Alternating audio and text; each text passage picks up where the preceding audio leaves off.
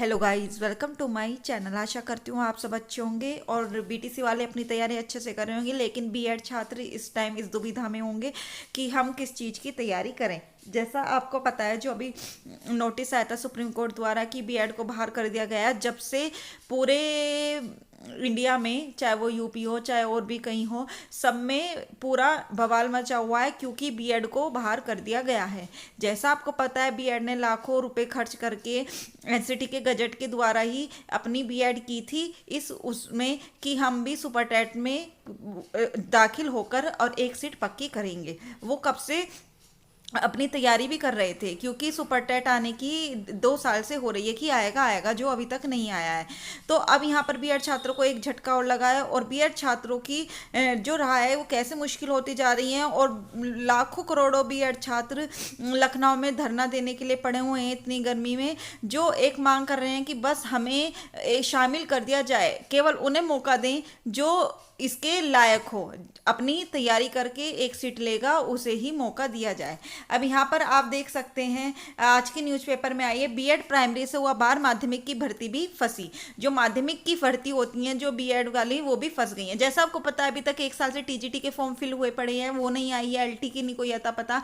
BEd छात्र primary में क्यों शामिल हुए, क्यों उन वो फिल प्राइमरी के लिए अपनी एक सीट पक्का करना, क्योंकि और जो और वैकेंसीज होती हैं उनमें इतनी नंबर ऑफ सीट्स नहीं आती हैं, बहुत कम आती हैं, 1000 2000 3000, उसमें भी बोले जाते हैं जो धांधलेबाजी करते हैं।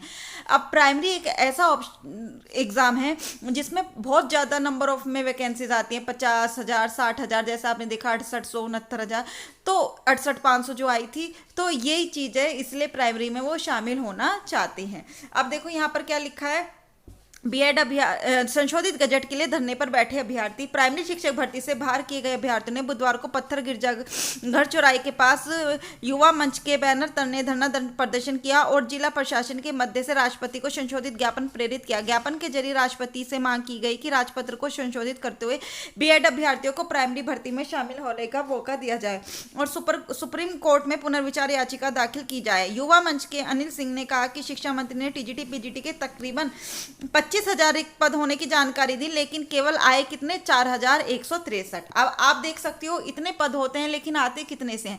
4,163 भी ओवरऑल नहीं है, ये अलग अलग, जैसे इंग्लिश, हिंदी, साइंस, एसएसटी, ये सबको मिलाकर है। तो आप देखिए कि कितने 300-400 पदों में से क्या होता है जो इतने छात्र हैं।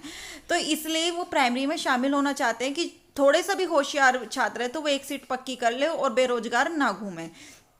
यहाँ पर दूसरा है, बीएड अभ्यर्थियों को दोहरा झटका लगा है। सुप्रीम कोर्ट ने उन्हें प्राइमरी शिक्षक भर्ती से बाहर कर दिया है। वहाँ शासकीय और राजकीय माध्यमिक विद्यालयों में भी साल भर से अधिक समय से शिक्षक भर्ती फंसी हुई है। प्राइमरी शिक्षक भर्ती से, और जो भर्ती हो भी जाती है वो फंसी रहती हैं किसी ना किसी धांधलेबाजी के जरिए।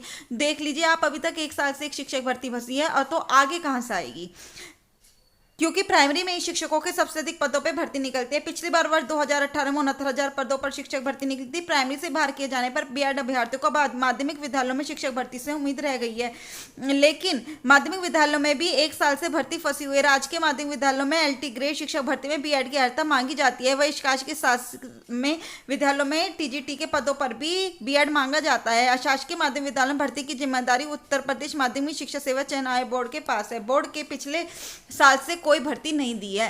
तो आप देख सकते हैं, बेचारे बेरोजगार बीएड छात्र 1 साल से, जो 1 साल में 2 साल की बीएड हो गई है, इतने लाखों रुपए खर्च करके बीएड किए और ना और किसी उसमें वैकेंसीज आती हैं, और सुपर टेट में आती हैं जो अभी तक 5 साल से नहीं है, उसमें भी बाहर कर दिया गया। बीएड छात्र करें तो क्या करें, वो अपने इतने साल क्यों बर्बाद करते हैं बीएड के पीछे या इन सुपर टेट की वैकेंसीज के पीछे। तो पहले ही एनसीटी ने क्यों उनको उसमें शामिल किया था। तो एनसीटी को इसका जवाब देना चाहिए और सुप्रीम कोर्ट को भी, या फिर ये कर देना चाहिए कि जो होशियार हो बस वो ले जाए, मेरिट भी हटा देनी चाहिए। सब चीज़ बस पढ़ाई जैसे और एग्जाम्स होते हैं, मेरिट बनती है, इंटरव्यू होता है, इस टाइप से कर दिया जाए।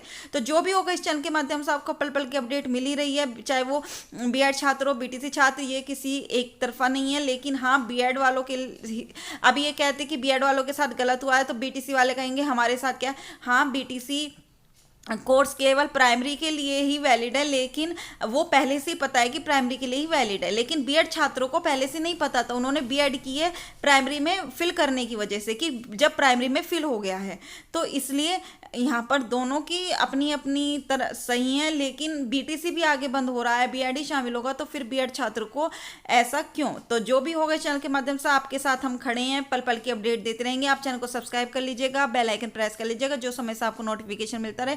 और जैसी कोई वैकेंसीज आती हैं यहाँ आपको फ्री ऑफ कॉस्ट तैयारी कराई जाएगी। और ऑल द बेस्ट, जिनका भी सीटेट का एग्जाम है आप अभी देने जाइए, बिहार का है बिहार का देने चाहिए, टेंशन फ्री होकर। आज के लिए इतना ही, थैंक यू।